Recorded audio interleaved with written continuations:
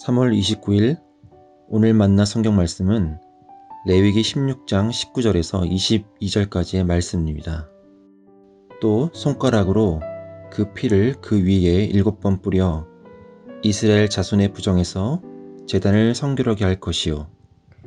그 지성소와 회막과 제단을 위하여 속죄하기를 마친 후에 살아있는 염소를 들이되 아론은 그의 두 손으로 살아있는 염소의 머리에 안수하여 이스라엘 자손의 모든 불의와 그 범한 모든 죄를 아뢰고 그 죄를 염소의 머리에 두어 미리 정한 사람에게 맡겨 광야로 보낼지니 염소가 그들의 모든 불의를 지고 접근하기 어려운 땅에 이르거는 그는 그 염소를 광야에 놓을지니라. 아멘. 오늘 만나로 만나주시는 하나님을 기대합니다. 어제 이어서 이스라엘의 대속죄일의 규례가 계속됩니다. 크게 보면 두 가지입니다. 대제사장을 위한 속죄와 이스라엘 백성들을 위한 속죄입니다. 먼저는 대제사장인 아론 자신을 위한 속죄제를 드려야 했습니다. 대제사장도 흠결 많은 한낱 사람이었기 때문에 거룩한 지성소를 들어가기 위해서는 반드시 속죄제를 드려야 했던 것이죠. 수송아지를 잡아서 그 피를 가지고 들어가 속죄소 앞에 뿌려야 했습니다. 단 대제사장은 제단 위에서 피운 불을 가지고 분향한 향연으로 지성소 안을 가득히 먼저 채워야 했습니다. 지성소 안에 있는 증거계 위 속죄소를 이 향연들로 가려야 대제사장이 지성소 안에 들어갔을 때 죽음을 면할 수가 있었습니다. 여러분, 이것은 오늘 우리에게 무엇을 의미할까요? 우리가 무심코 짓는 죄의 대가와 무게, 그 결과는 이렇듯 실상 사망이라는 것입니다. 증거계 안에는 십계명 두 돌판이 있었지요. 율법은 하나님께로부터 나왔기 때문에 그 자체로는 선하고 완전하지만 율법이 우리를 죄의 속박에서 자유케 하지는 못합니다. 죄의 삭신 사망에서 우리를 건져낼 재간이 율법에게는 없다는 말입니다. 이것이 바로 로마서 7장에 있는 율법 아래에 놓인 우리의 실존인 것입니다. 이러한 율법 아래에 놓인 우리 실존을 살리기 위한 우리 주님의 구원의 지혜와 권능이 바로 우리를 은혜 아래로 데려가심입니다. 증거계 위 속죄소에 당신의 존귀한 보혈을 덮어 뿌리심으로 율법 아래에서 죄와 사망의 법에 매여 있던 우리를 해방시키십니다. 그리스도 예수 안에 있는 생명의 성령의 법으로 우리를 자유케 하시는 것입니다. 할렐루야.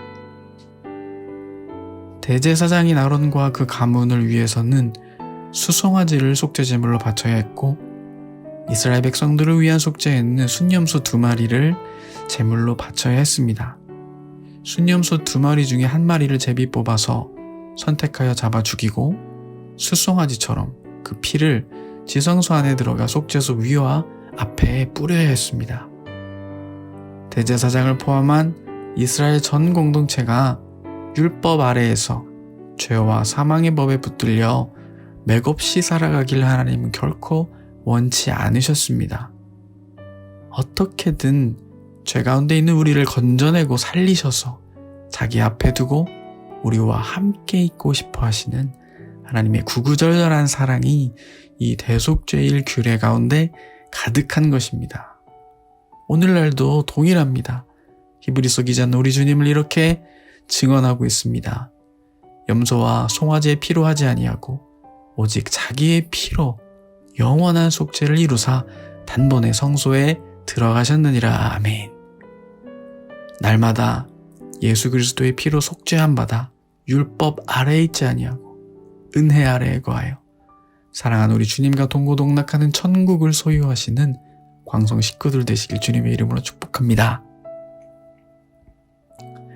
이스라엘 백성을 위한 속죄에 필요한 순염소 2마리 중에 나머지 1마리에 대한 규정이 상당히 의미심장합니다. 아사셀을 위한 염소인데요.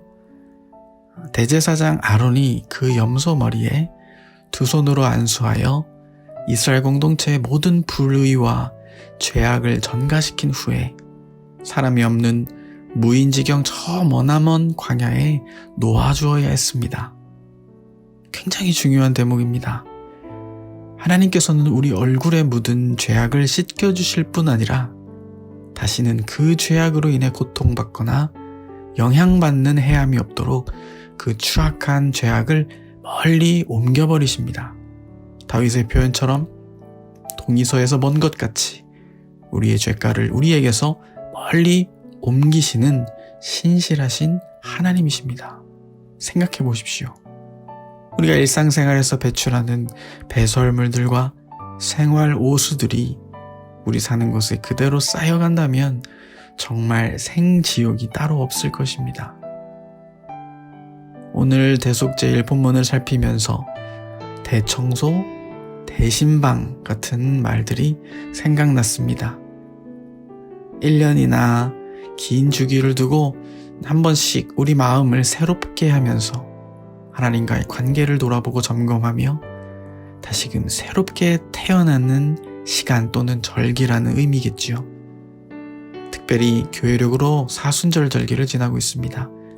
이스라엘에게 허락하신 이 대속제일의 정신을 기억하며 우리의 죄를 정케 하시는 예수 그리스도의 보혈을 기리고 주님 행하신 놀라운 일들을 찬양하며 우리를 죄에서 자유케 하사 주의 보좌 앞에 담대하게 나아가게 하신 은혜에 감사하시는 복된 하루 되시길 주님의 이름으로 축원합니다. 기도하겠습니다.